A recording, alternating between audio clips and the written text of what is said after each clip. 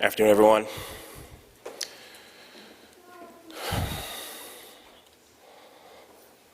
How does one measure legacy?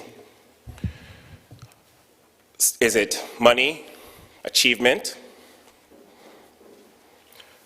My Uncle Andrew was the closest thing to a father to me. And if you ever met my uncle, he can be a little hard to engage.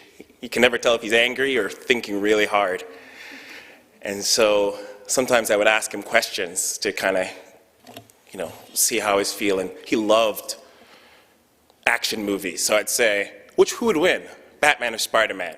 Or Aliens, Predator? I go, you crazy, man? Predator. Always could get a laugh out of him. But I never got to ask him what he thought his legacy would be. I think he would think like most people, it'd be his children. But I'd like to think it would be his actions, the actions to other people is what we leave behind. There are 3 times in my life that my actions of my uncle imprinted on me. The first was when I was really young, 8, 10, and I was at the house with Nathan. Before I tell the story, we were really young, so don't take it out on him, but I had a toy, and before I left, the toy was missing. And my Uncle Andrew noticed something was wrong, and he said to me, "You okay?"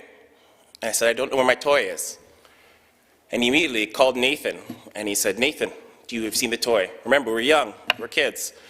And Nathan's like, "I haven't seen it." Uncle Andrew tears the house apart, looking for this toy, and he finds it amongst Nathan's things. And he has this look of rage, and I get between him. I said, "Uncle Andrew, I have the toy. It's okay." And he looked at me, and he goes, "It's not about the toy. It's about the lie." And that's when I learned lies hurt people we care about. The second time was when I was older. Before I moved to Toronto, I needed a place to stay, and I was there late. And I asked my Auntie Vanessa if I could stay at their studio, their brand new studio. So she said, "It's fine. I'll send your uncle to go let you in." And he came by, and he opened the door, and as we're inside, there's an awkward silence, just waiting for someone to say something. My uncle sits down and gets to work for the next day, for his studio, for his personal training. And I say to him, "Wouldn't it have been easier just to stay at Good Life, to just take the more secure path?" And he said to me, "The pain is worth it for freedom, to be able to choose my own path." We laughed about that. But the last one was more recent. I'd moved to Toronto, and I'd been living by myself for 2 years, and I was isolated. For 2 Christmases, I spent them by myself, and I didn't think there was going to be a third.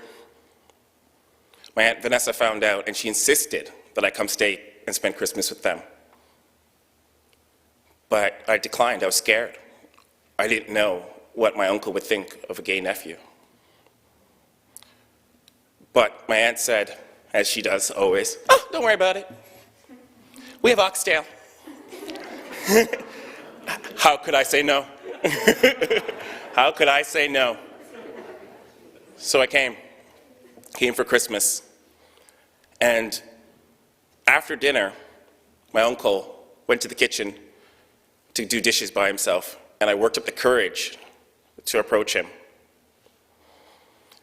waiting for a point where we're alone.